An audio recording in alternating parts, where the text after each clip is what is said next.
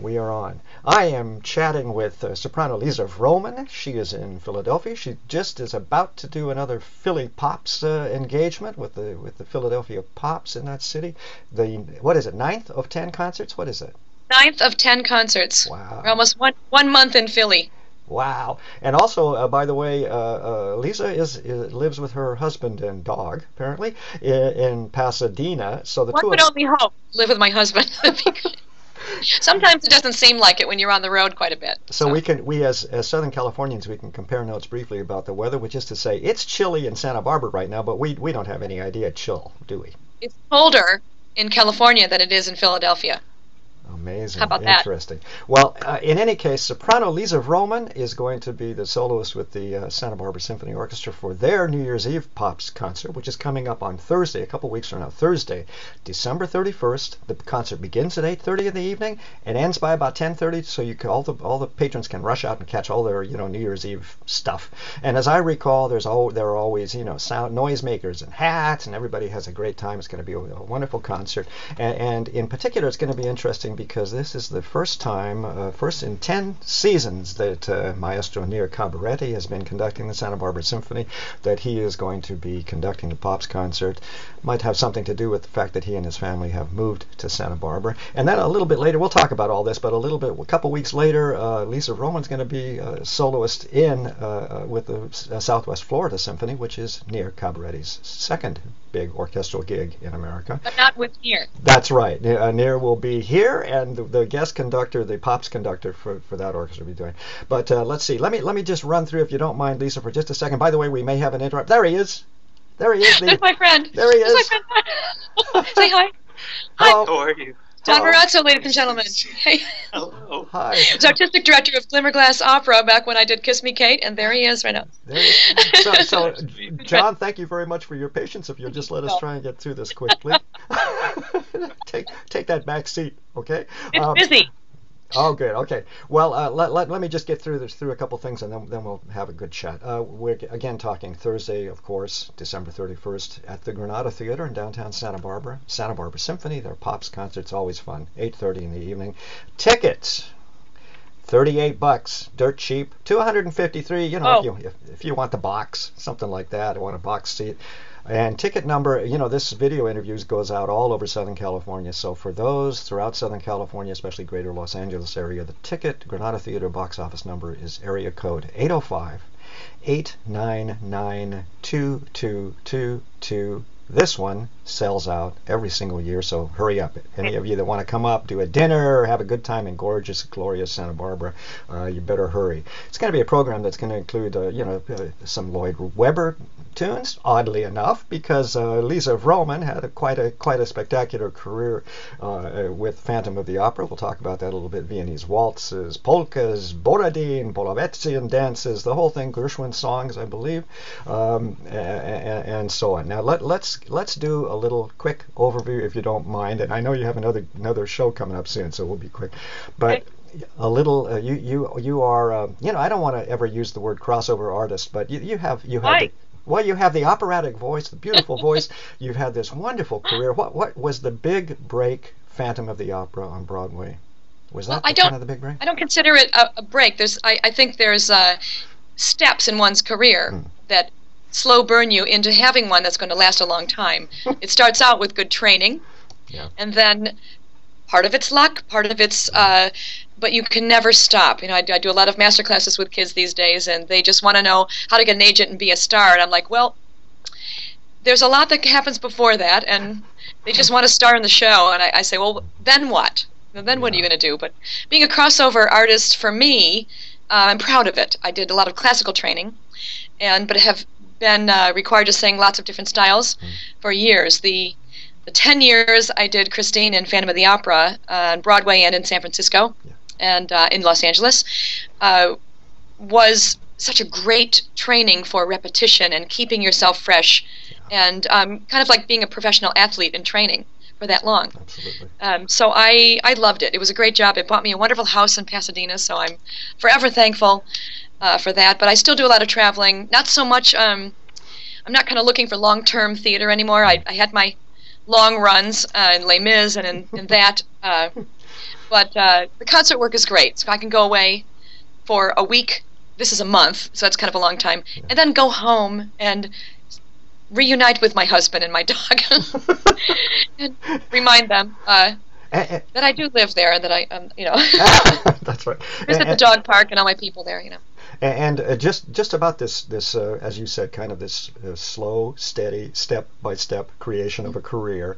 Can you give me any idea where were those first moments? Were there any teachers? Were there parents? What was that thing that made you decide you're going to follow this incredibly difficult career in music? There's everyone's path is so different all the time. My mother was a music teacher, so I think that started me on the path of loving music. Choral music was second nature. I was a flute player, and I actually went to college playing the flute also, so I think I was trained well as a musician. Yeah. And was in education, so I have an education degree as my undergrad degree. I was auditioning for a concerto program in my senior year of college, and the two of the professors there said, "We want you to go to grad school. You have great ears, you're a great musician." And so I did right away. I hadn't considered it until then, and that started me on the path of really kind of stepping up what it was about me that would eventually be worthy of having a career on stage, because I had to be sort of talked into it, I think. Yeah. I loved it, but I didn't really have I'm not sure I had the stomach for the competition and for all of that. I wasn't prepared for that early on. So I came a little later into that kind of confidence, which that's a long conversation. That answers my question. You never secretly longed to be an electrical engineer or anything. It's always been music, yeah. No, I was a little kind of a tomboy growing up, but I love how physical the theater work is. I love singing in English. I love telling stories. I love all the crossover literature that allows me to do that. I love working with classical conductors also, because I come from that world of training, and I'm excited about doing this program, and I've kind of molded what I'm doing to be, if it's Broadway based or American Songbook, it's in the classical vein. So I think he's going to just shine with this music, and so is the orchestra. It's going to sound beautiful. We're going to do a little tribute also to Julie Stein, who I don't know which birthday it would have been, but December 31st was his birthday. And also, as we know, Nir Cabaretti has a tremendous operatic career conducting in Rome and Madrid and Florence. Yeah, and I think we spoke a little earlier. This will be your first opportunity to work with Maestro Cabaretti. Is that correct? First time with him, but my third time with the orchestra. Oh, and in fact, I did the opening New Year's Eve at the Granada Theater. So it's like old home week. You're just coming back to town, you recognize the tall building and all that. So you won't get lost. It's going to be tall easy. building. For me, for once, I don't have to fly to the next gig. I can drive to Santa Barbara. Yeah. Who wouldn't want to spend New Year's Eve there? It's beautiful. Yeah, wonderful. Now, listen, tell us about this. You mentioned this strong relationship with Philly Pops. This is, I think, your fourth year. How did that get started, and what's the feeling there in Philadelphia? Are you feeling as comfortable? Comfortable. It's fantastic. It's like being with your family for Christmas.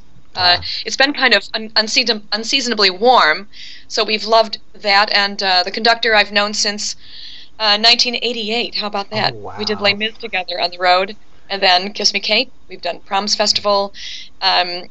So being with David again, finally on the stage with me. He's always been in the pit. So that's been joyous. This orchestra is terrific. The city is magnificent. There's so much history. The buildings are incredible. Yeah. I had gone to Spain, to Santander, Spain, to a music festival with, so I know a lot of them. I've been having dinners with some of the musicians that I've met, and they're top drawer and they're great people, and the crew is fantastic. So if you have to stay someplace and have a job for a month, this is one of the best. and let's just get a little overview about what kind of what exactly is going to be coming down here now in the new year. We've got in the second week of January, you're going to be in with Southwest Florida Symphony, which is Maestro Cabaretti's. I've developed a concert for them with a children's choir, and we're going to do mostly Rodgers and Hammerstein, Rodgers and Hart, Stephen Sondheim, because he was so connected to Oscar Hammerstein and his family, so it's kind of a Broadway all in the family. But the kids and I are doing some very special things. We're doing the entire Do Re Mi scene and encore together. So I will get there a little early and rehearse with the kids, but it's kind of my my husband's an orchestrator, so a lot of his orchestrations will be used, and some classic pieces too. But then it goes on and on. I'm going all over the place. I'm in Hong Kong in February, and it's just frequent flyer miles. Just as you had said, you were going to lead a kind of slightly more quiet life in Pasadena. Yeah. I don't get it. Also, what's this about? Your husband is an orchestrator. How is that in Hollywood? I presume. Well, no, he's a Canadian. He was a jazz trombone player. He moved here actually. We've been only married for a few years, and he does a lot of projects for a lot of people in London, and he has a lot of clients all over the place. But I tell you, it's very convenient having someone orchestrate for you. That is a really great idea. And what's more, you have the artistic director of Glimmerglass waiting outside the door. I mean, Yes. what is? Oh, is he? He left Glimmerglass. He's there. He is right there. There he is. Very patient. Very patient. I think I'm going to just run through the details, the ticket details, just once more for everybody. Again, this is going to go out throughout Southern California. Perfect New Year's Eve, Thursday evening, to come up from Los Angeles, from Pasadena, even to Santa Barbara, and enjoy this evening of this wonderful Pops concert. This is the Santa Barbara Symphony. Maestro Nir Cabaretti is the conductor, and he will be conducting this Pops concert. This will be his first Pops concert with the Santa Barbara Symphony, just because, his schedule is better now, apparently. That's going to be a thrill, because he is an opera conductor, and you two are going to obviously hit it off beautifully. Granada Theater in Santa Barbara, the wonderful kind of little opera house that we have created out of an old cinema hall. We're talking about Thursday, of course, December 31st. The concert begins at 8:30, ends at 10:30, so everybody can go run out and run amok out in the streets for the New Year's. Music by Lloyd Webber. We're going to have some Borodin Polovetzian dances. We're going to have some tunes, I presume, from A Little Night Music and others. You want to throw a couple of pieces at me that you yourself are going to sing for sure. Irving Berlin, Julie Stein. Oh, that's right. You mentioned, yeah. Yes, it's beautiful. Okay. And tickets are from dirt cheap to the box seat if you want. Something like $38 to $153 if you want to splurge and bring a couple friends and have a great party. Granada Theater. Ticket telephone number throughout Southern California. The area code in Santa Barbara is 805. The telephone number is 899-2222 for the New Year's Eve concert, Santa Barbara Symphony on New Year's Eve, Thursday, December 31st. May I thank you, Lisa Vroman, for taking a moment before your next performance in Philadelphia and before you get to chat with much more important people. Many, many thanks for giving me a few moments of your time. Thank you so much. Sure. Bye-bye.